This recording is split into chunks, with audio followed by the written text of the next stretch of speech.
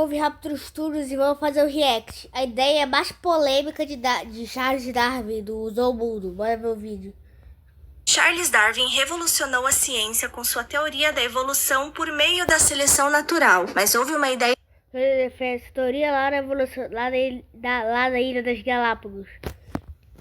sua que foi ainda mais controversa, a ponto de ser rejeitada, inclusive, por muitos cientistas da época. No vídeo de hoje, nós vamos explorar como Darwin descobriu esse processo, por que sua ideia foi tão rejeitada e como, com o tempo, ela se tornou uma das peças-chave mais importantes para entendermos a evolução. Você vai ver que essa teoria dele foi uma das ideias mais ousadas. Porque uma galera disse que ele falou que o humano vem do macaco, só que não. É tipo, entenderam errado. Ele disse que o humano tem um ancestral em comum com o macaco. É que na época também ninguém sabia desgraça nenhuma de ciência, essa é a verdade.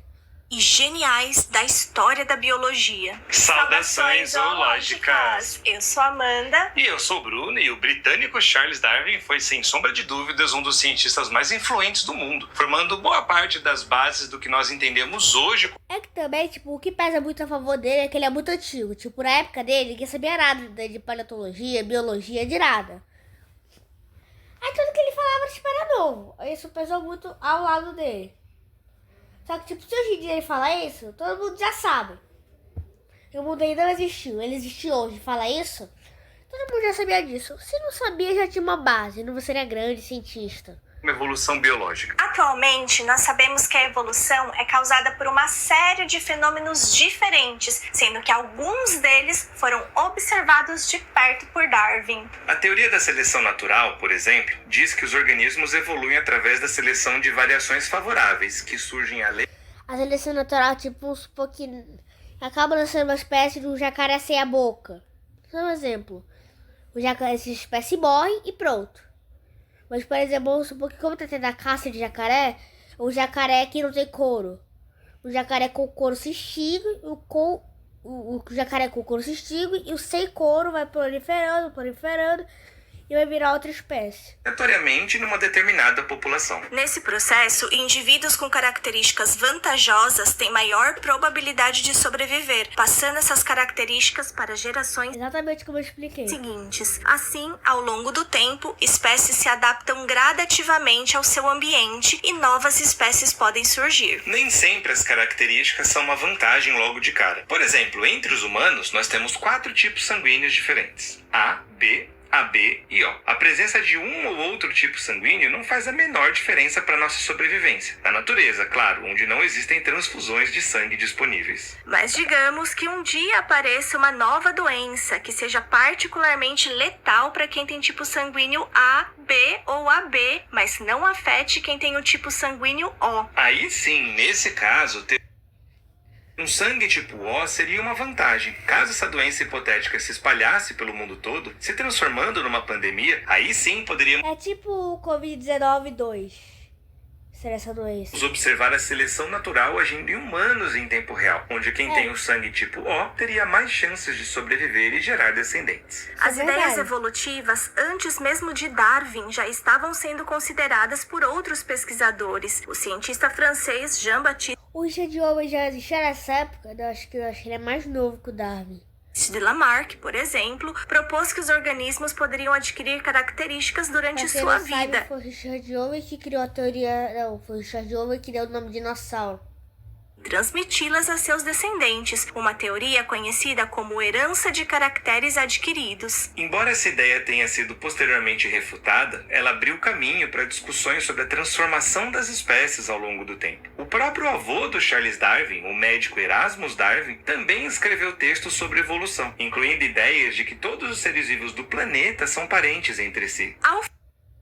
Naquela época, tipo, todo mundo tipo, era fulano de tal Darwin, fulano de tal Darwin.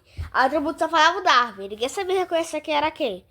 Alfred Wallace, contemporâneo de Darwin, foi outro pesquisador que desenvolveu independentemente uma teoria semelhante à da seleção natural. Em 1858, Wallace enviou a Darwin uma carta descrevendo suas ideias, o que chocou Darwin ao perceber a similaridade com suas próprias ideias. Darwin, então, propôs que ele e Wallace escrevessem juntos suas ideias para apresentar suas descobertas à comunidade científica. Assim, em julho de 1858, essa carta foi lida nesta sala aqui, na sede da Linnean Society de Londres. Eu tive a honra de apresentar um trabalho de pesquisa nesta... E eu não fui, né? Quando eu fui pra Londres, eu não fui. Rapidão, agora eu tô voltando no passado e indo neste local em Londres.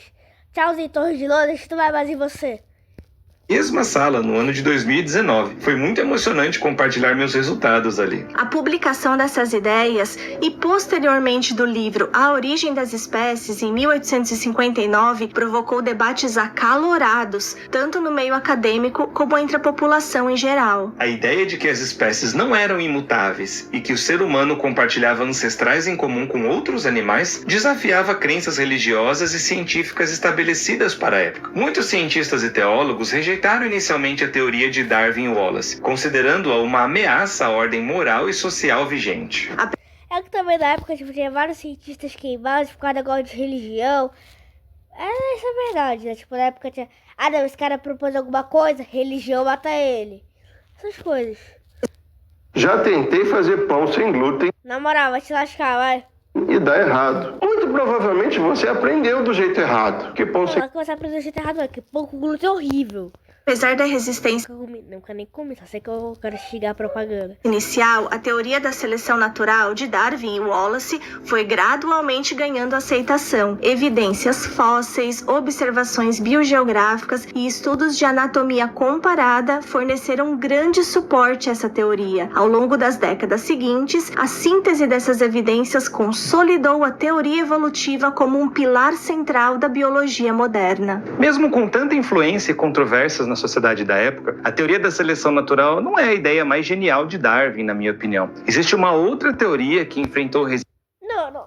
Outra ideia mais conhecida, pelo menos, galera. A calma pode abaixar a ansiedade, a calma. resistência, inclusive dos seus pares, como o Alfred Wallace, quando foi lançada e que foi publicada neste livro aqui, A Origem do Homem e a Seleção Sexual, de 1871. Diferente da seleção natural, que Como é a seleção sexual? Tipo, o homem morre e só fica mulher? favorece Ou o contrário? características que aumentam as chances de sobrevivência, a seleção sexual favorece traços que aumentam o sucesso reprodutivo. Ah, entendi. Era isso. Tipo, o rinoceronte com maior chifre atrai mais fêmeas. Mais fêmeas, mais filhotes. Entendeu? É isso. E essa ideia foi ainda mais difícil de aceitar. Darwin percebeu que certas características nos animais, como a cauda do pavão e os chifres dos cervídeos, não podiam ser explicados apenas pela sobrevivência. Muitos desses ornamentos, na verdade, pareciam atrapalhar a vida dos animais. Então, como eles poderiam ter evoluído? Ele argumentou que a resposta estava na competição reprodutiva. Os machos que conseguiam se destacar na disputa por parceiras tinham maiores chances de se reproduzir e passar essas características às próximas gerações. Nossa, tá explicando todinho o vídeo, né? Darwin observou esse fenômeno em inúmeros animais, desde invertebrados até diferentes linhagens de vertebrados. Por exemplo, ele notou que besouros do gênero Lucanus possuem mandíbulas enormes, que lembram chifres, mas apenas entre os machos. Ele então atribuiu essa característica à disputa por fêmeas e concluiu que durante a disputa É porque nos animais e um pouco nos humanos também, tipo, a fêmea tá lá. Aí ela que conquista o macho. Por isso existe o macho, não. A fêmea tá lá. Aí todo macho quer a fêmea. Ela não faz nada, ela só tá lá. Todo macho quer a fêmea, aí o mais legal ela escolhe.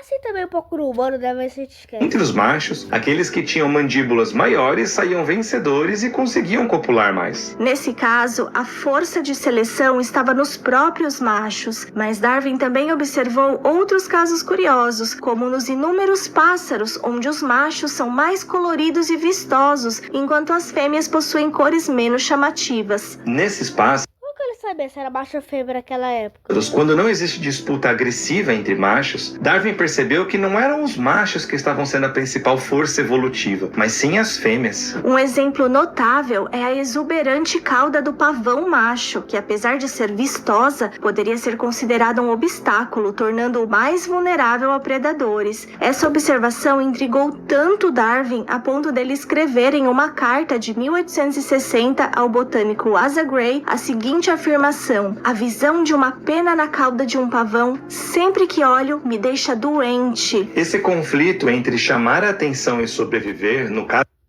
Quer casar com o pavão? Isso que você quer dizer?